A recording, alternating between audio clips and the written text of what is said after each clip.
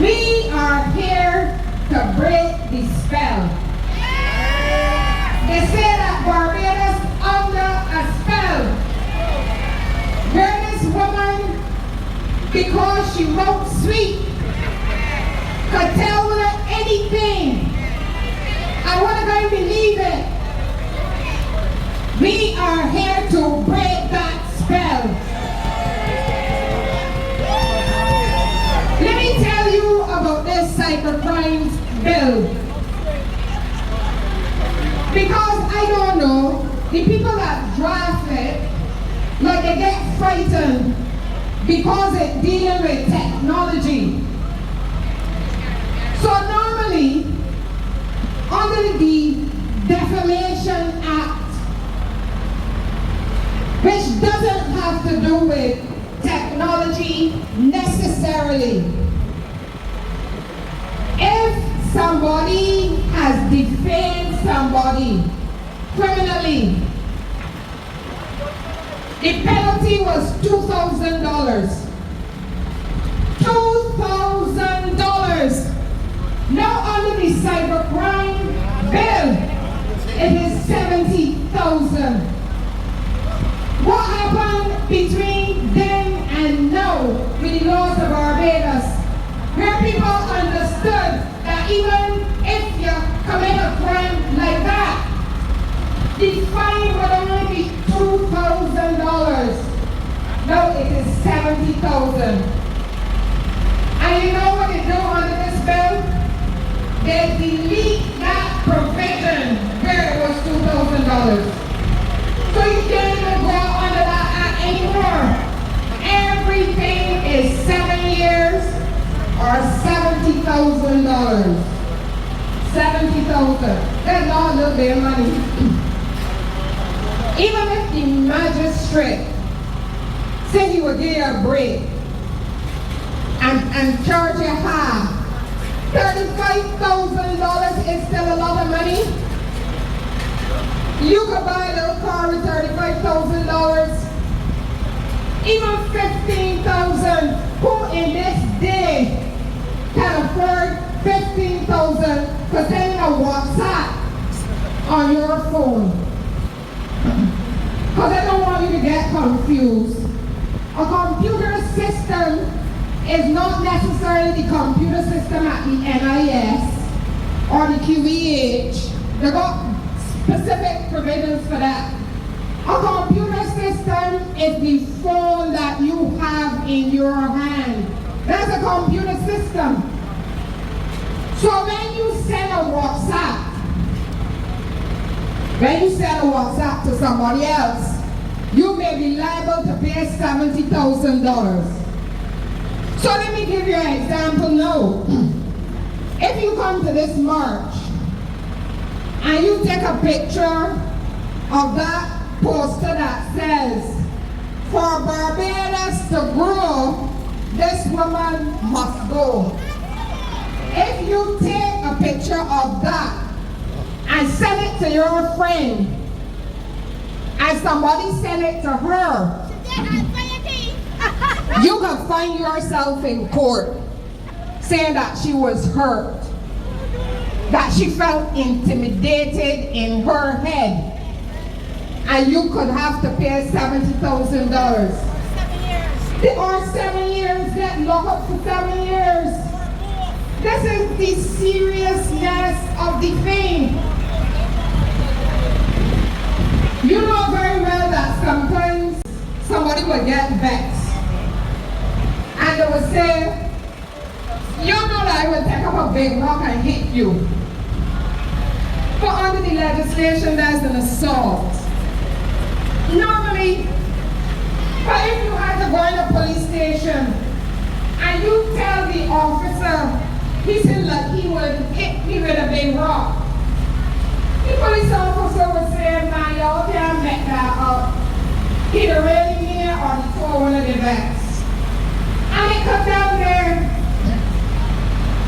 If you went to the magistrate court, I am telling you, there is no magistrate that will lock you up for a year because you tell somebody that you will hit them with a big rock.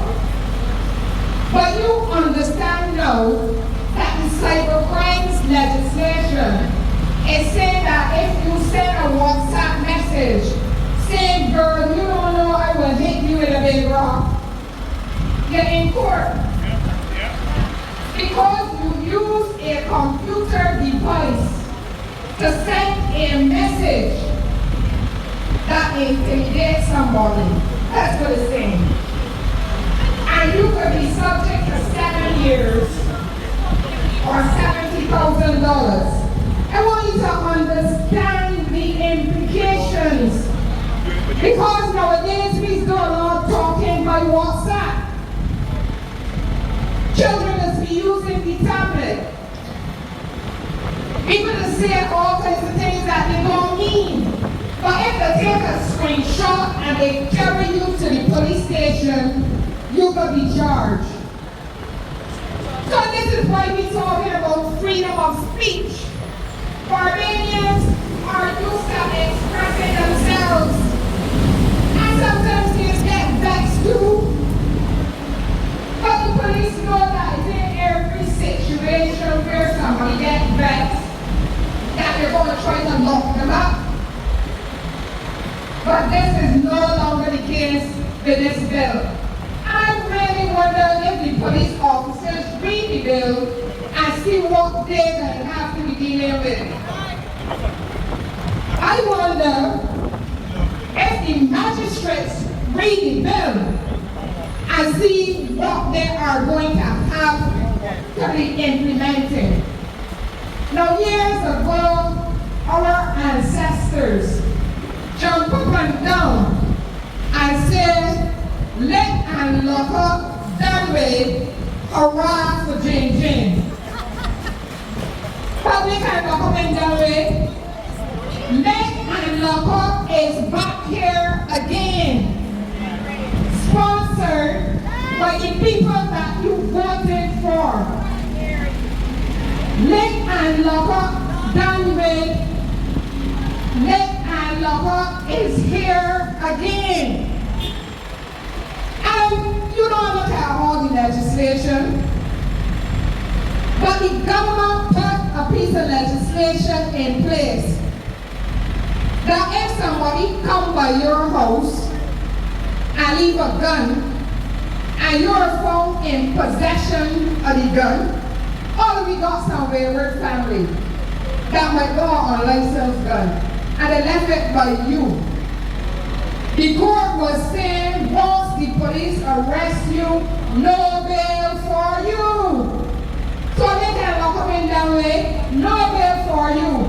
You can't even go to the magistrate and explain that you ain't know nothing about the gun, that the gun must belong to your son or your son's friend. You cannot say that. They amend the legislation so that they can lock up the people and lock up the poorest people in Barbados. It went to the court and the court said it was unconstitutional. The court said it was unconstitutional. And you have to follow these things. They are clamping down on you. They are not interested in you. Let and lock up is back here again. Compliments the people that you vote for. All 30 of them. You mean not one of them could stand up and say, we're here hard to lay a man, go to the judge, and decide if he should get bail?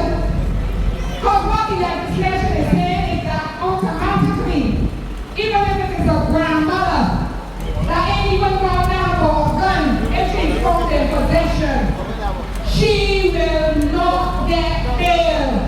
Right here, look. Right there. Unfortunately, we have some judges who are prepared to tell the government no. That we have to be prepared to say no too. We have to break that spell. Break that spell. I know that we here are not under that spell, otherwise we will be here talking. And don't get frightened. Don't get frightened.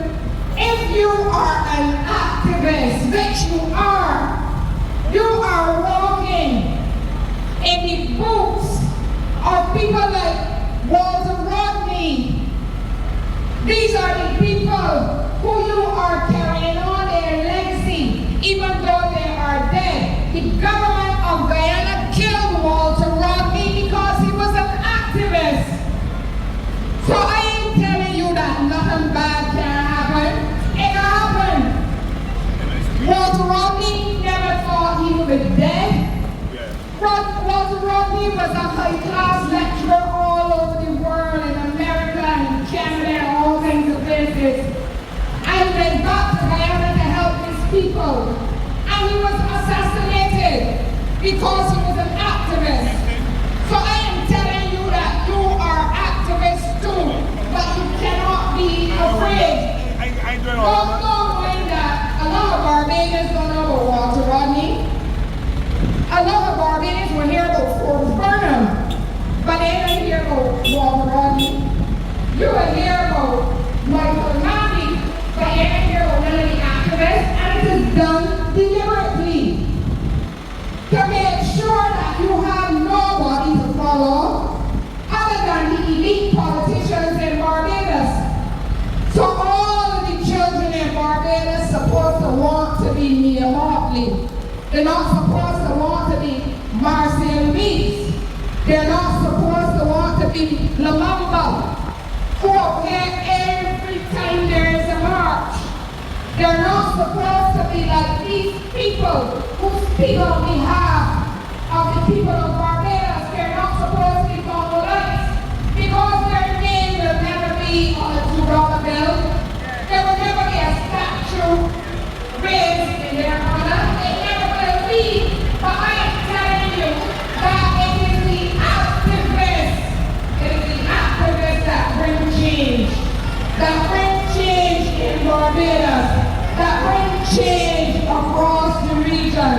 So lock up, come back to Barbados. The government bring back, lock up. But we are here to break the spell. And we want to say to the government of Barbados, pull back that bill. Pull back that bill. Pull back that bill. Pull back that bill. Pull back that bill.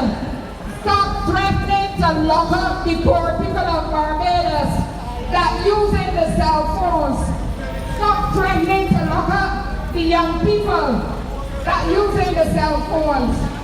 Stop trying to lock up even some of the older people now. When they're home in their homes, all they do is they got a phone and they use it.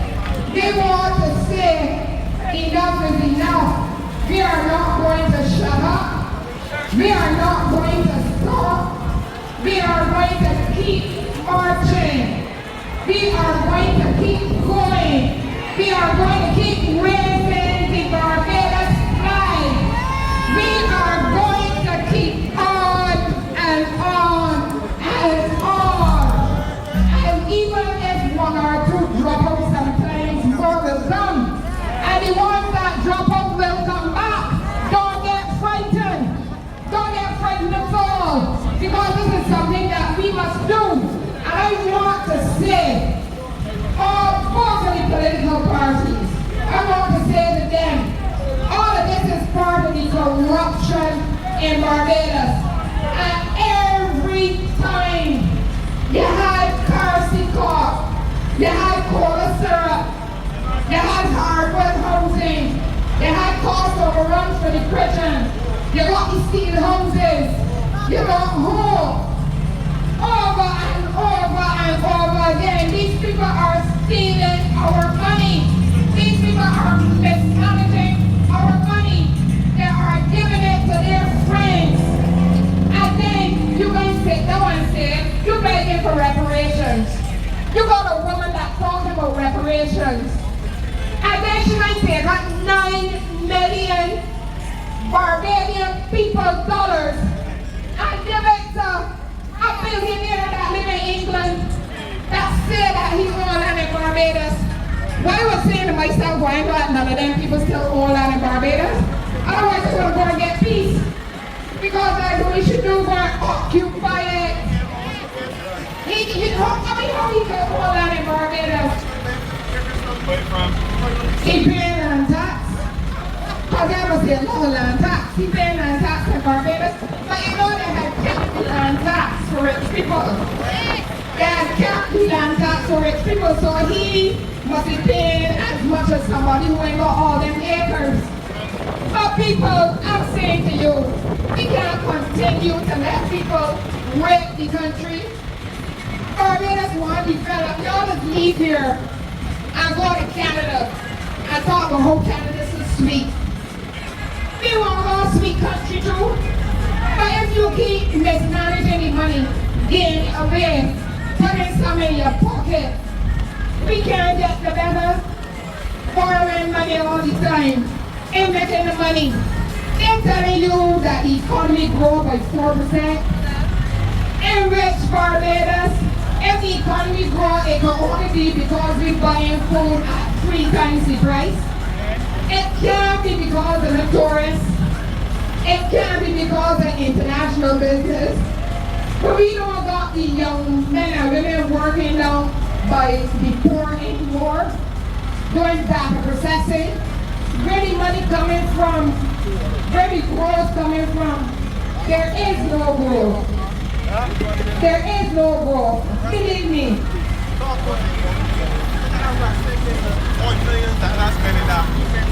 Yeah, but I ain't going to spend millions of dollars to build this thing here.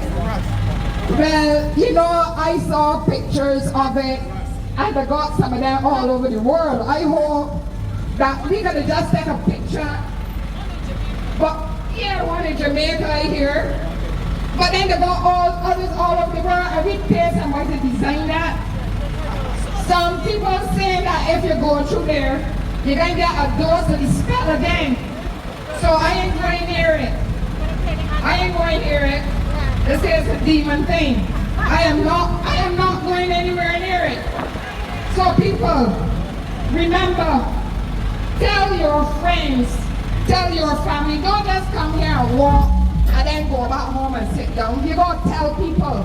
Tell people about what this bill can do. Tell them that when you send in your little WhatsApp messages saying that I hear X body do this and Y body do that, you can find yourself in court with a fine of $70,000. So I want to thank all of you for giving me this opportunity again to be here. I will always be here, in body or in spirit. So thank you.